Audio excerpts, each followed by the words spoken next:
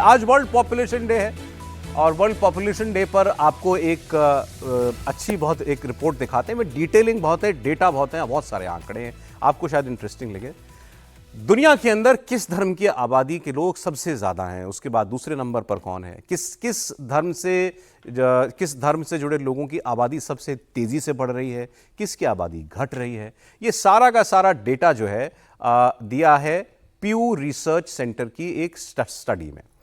इसके मुताबिक साल 2010 से लेकर 2020 के बीच दुनिया भर में अलग अलग धर्मों को मानने वाले लोगों की आबादी का एक एनालिसिस किया गया, जिसके मुताबिक मुस्लिम आबादी पूरी दुनिया में 34 करोड़ 70 लाख की वृद्धि के साथ बढ़कर अब 194 करोड़ 60 लाख हो गई है। मैं पूरी दुनिया की बात कर रहा हूं, तो पूरी दुनिया में मुसलमान कितने हो गए?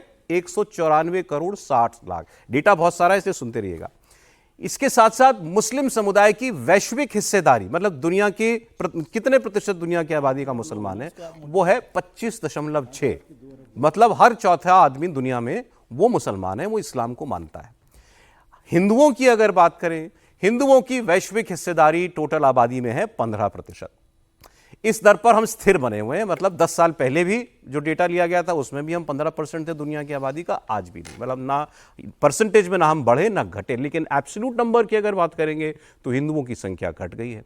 रिसर्च में पाया गया है कि 2010 से 2020 के बीच हिंदुओं की आबादी में 12.6 करोड़ की वृद्धि हुई है और यह बढ़कर 115.8 करोड़ हो गई, लेकिन वृद्धि दर जो है वो स्लो डाउन हो गई है। ऐसी ईसाई समुदाय को लेकर के डेटा जो आया है वो बता रहा है वो दुनिया में अभी भी नंबर 1 पर आबादी में दुनिया भर में ईसाई समुदाय है। तो नंबर 1 पर ईसाई समुदाय, नंबर 2 पर मुसलमान, नंबर 3 पर हिंदू। लेकिन यहां कैच ये है कि हिंदू आबादी जो है चुनिंदा देशों के अंदर है और उसमें भी भारत में ही है सबसे ज्यादा। बाकी कई मुल्कों में थोड़ी थोड़ी आबादी है, लेकिन मुसलमानों के तकरीबन 50 से ज़्यादा देश हैं। ईसाई बहुल जो हैं वो उससे भी ज़्यादा हैं, दुनिया भर के अंदर देश हैं।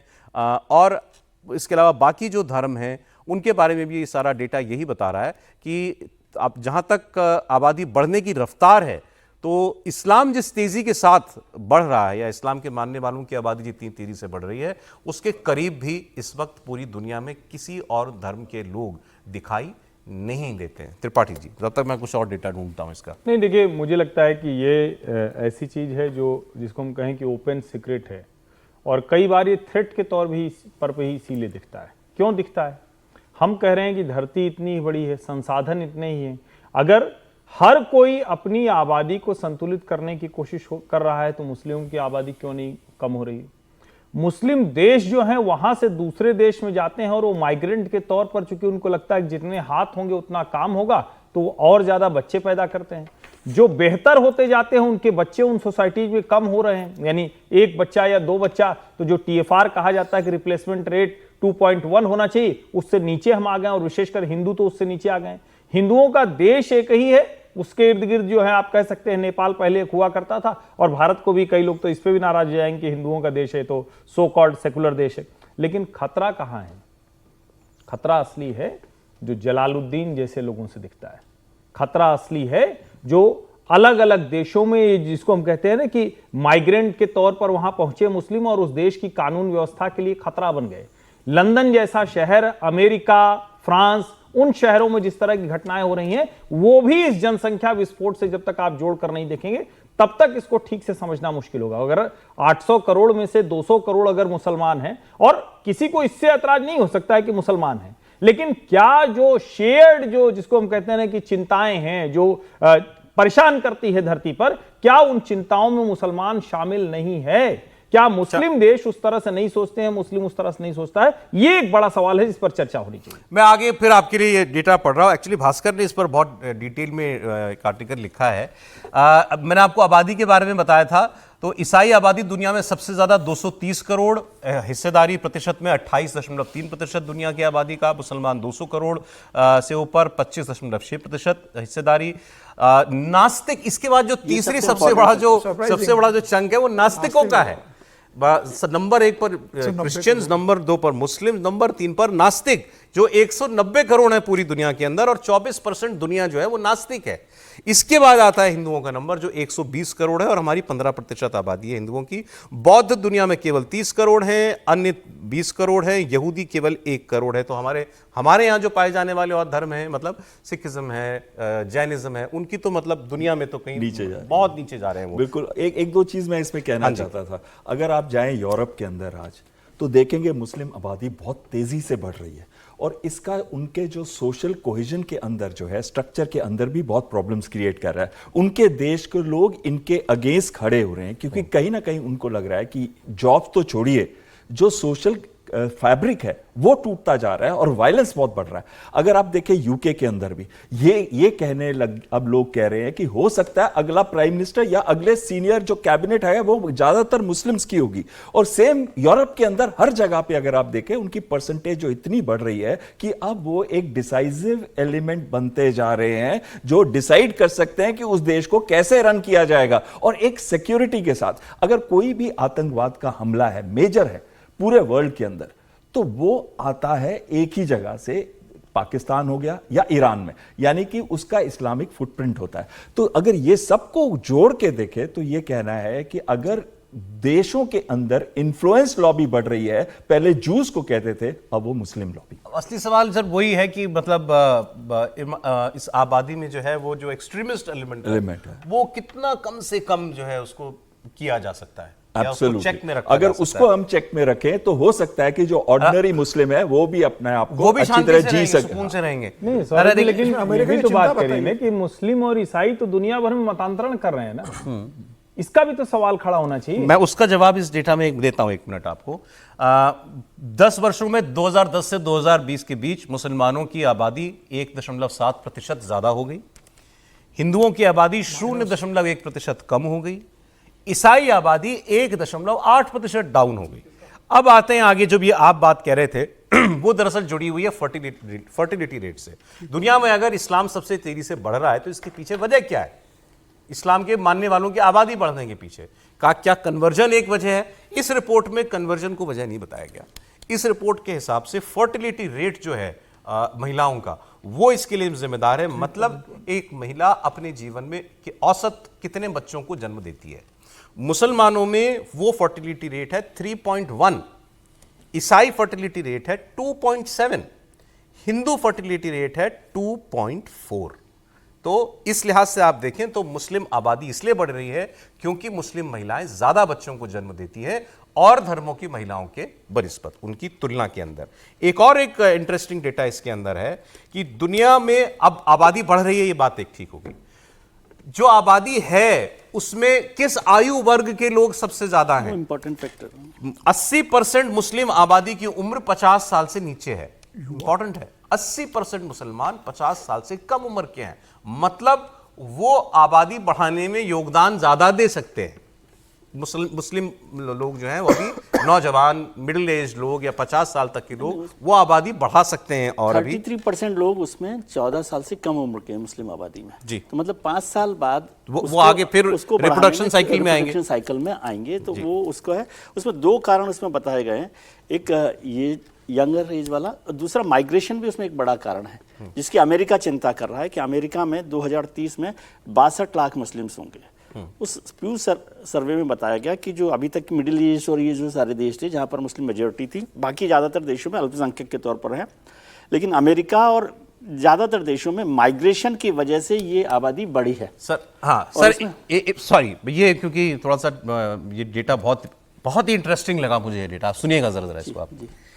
नास्तिक हमने आपको बताया तीसरा बड़ा धर्म दुनिया में नास्तिक है, 190 करोड़। ठीक, अब सवाल ये सबसे ज्यादा नास्तिक किस धर्म को माने? मतलब जब व्यक्ति जन्म लेता है तो किसी धर्म, किसी उस परिवार का तो कोई मजहब होता ही है ना, तो पैदा होते ही तो उस पर एक रिलीजन तो उसके साथ नाम के साथ जुड़ ही जाता है।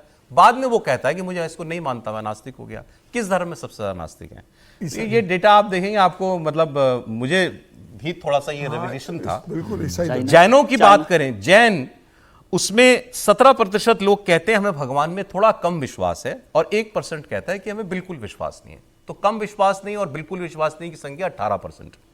बौद्धों में यह संख्या जो है वो है 24% प्लस 33%, ये हो गया 57%।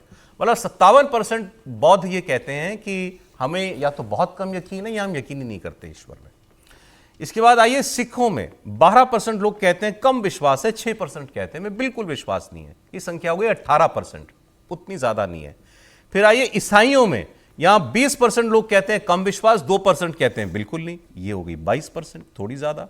अब आए मुसलमानों में, 12% लोग कहते हैं हमें भगवान में, ईश्वर में कम विश्वास है, और 9% कहते हैं हमें बिल्कुल विश्वास नहीं। मतलब 9% मुसलमान नास्तिक हैं और 12% नास्तिक होने की ओर है।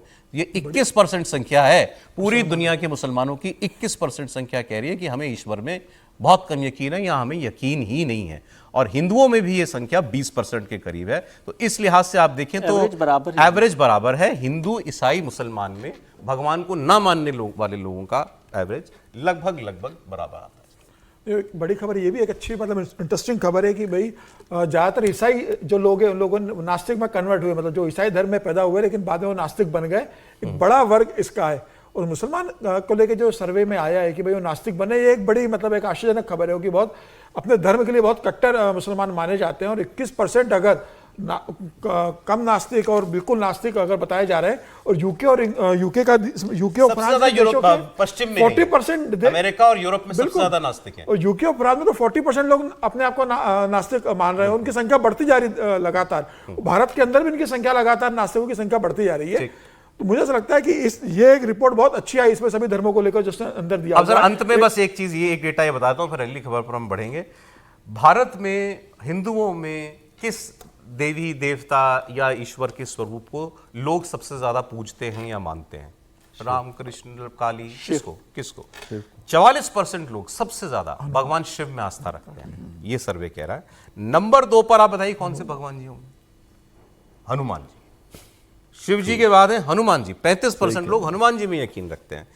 इसके बाद नंबर आता है गणेश जी का, 32% लोग अपने इष्ट जो है इष्ट रूप में गणेश जी को देखते हैं।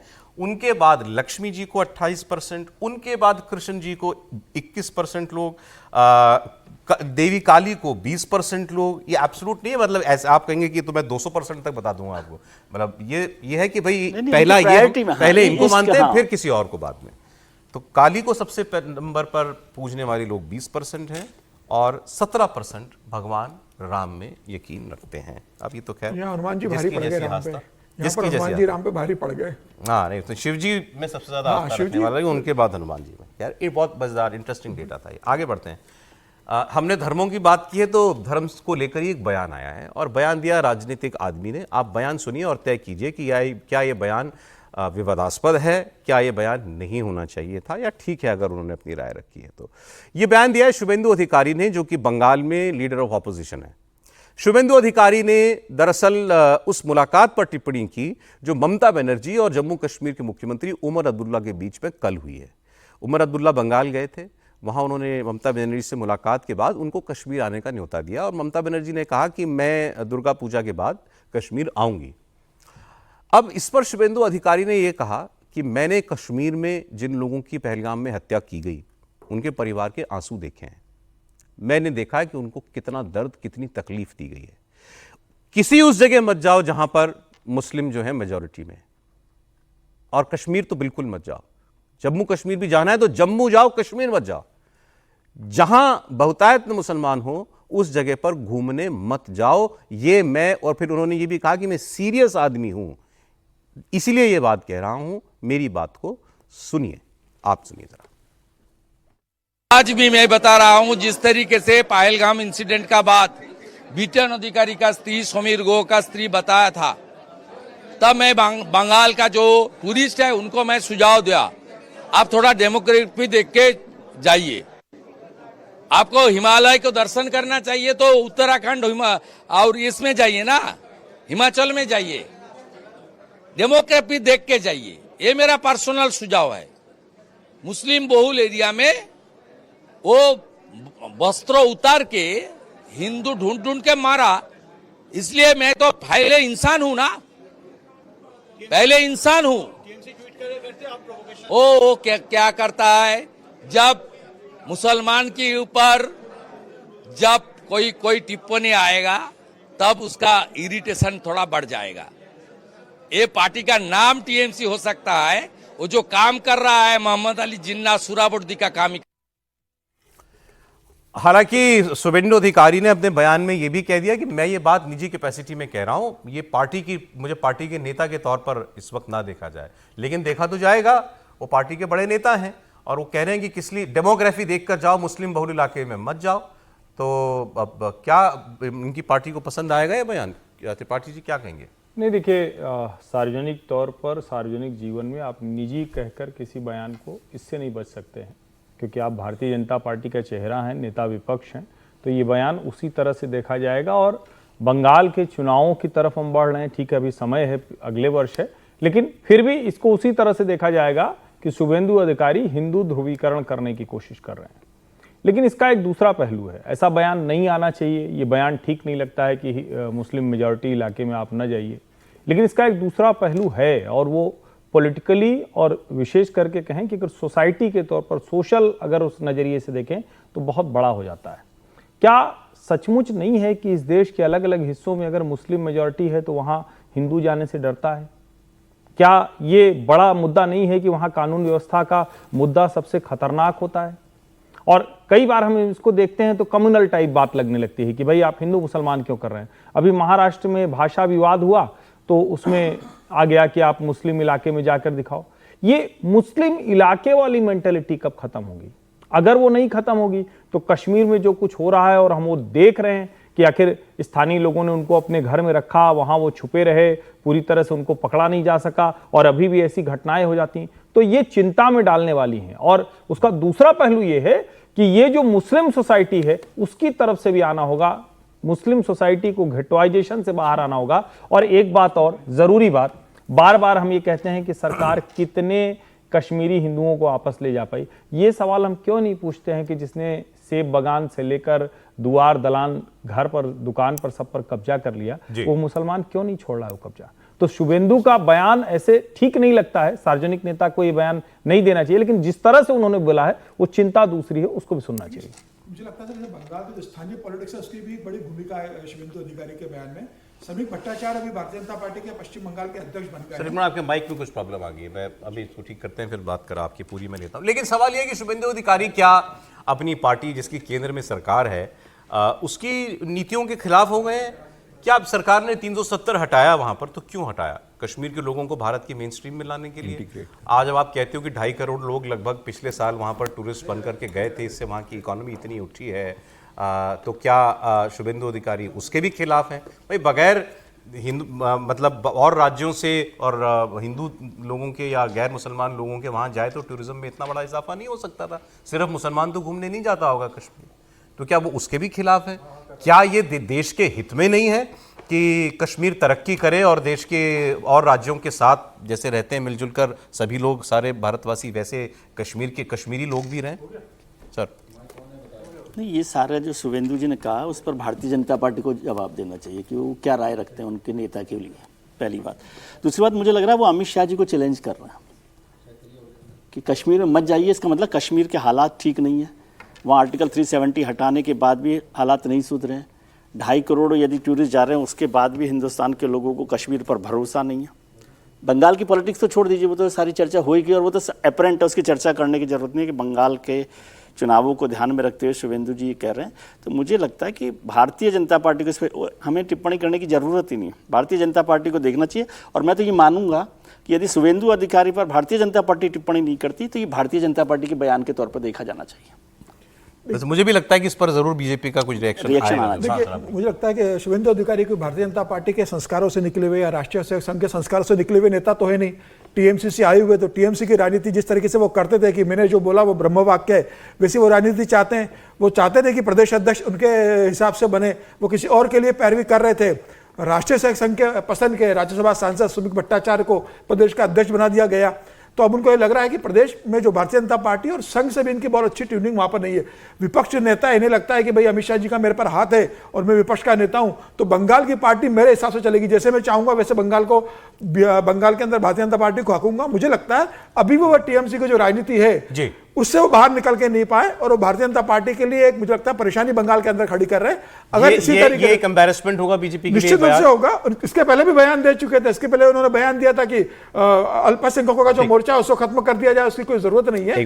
तो जहां प्रधानमंत्री मोदी बता रहे हैं कि भाई आर्टिकल 370 खत्म होने के बाद से कितने पर्यटक देश के अंदर जम्मू कश्मीर जा रहे हैं, कितनी सुविधा हो रही है, उसके बाद आप लोगों से कह रहे हो कि आप जम्मू कश्मीर मत जाओ, ये निश्चित रूप से नुकसानदायक है पार्टी के लिए। बिल्कुल। वैसे ये देखा जाए तो आसिम मुनीर को बड़ा अच्छा लगेगा ये वाला सेंटेंस। क्यों लगेगा? वो हमेशा से कहता आया है कि हिंदू मुस्लिम साथ साथ नहीं रह सकते हैं। वो कहता है कश्मीर उनकी जुगलर वेन है। वो कहता है कि कश्मीरीज नहीं रहना चाहते, जबकि अगर आप देखें पहलगांव अटैक के बाद सबसे ज्यादा जो प्रोटेस्ट हुए थे वो कश्मीर के अंदर ही हुए थे। लोग सड़कों पे आए थे, उन्होंने वहां पे दिए भी जलाए थे, उन्होंने कहा था कि हमें ये आतंकी हमले फिर से नहीं चाहिए। ये अलग बात है कि वहां पे ओवरग्राउंड वर्कर्स हैं जो मदद करते हैं इसमें, लेकिन आज कश्मीर काफी देर से बदल रहा है, इंटीग्रेट हो रहा है भारत के साथ, जो हम चाहते हैं कि नेशनल इंटीग्रेशन बढ़े। और साथ में 2 करोड़ जो आपने बताया था 35 लाख के करीब जो गए थे पिछली बार टूरिस्ट, अब वापस टूरिस्ट आ रहे हैं वहां पे। ये उमर अब्दुल्ला ने बताया था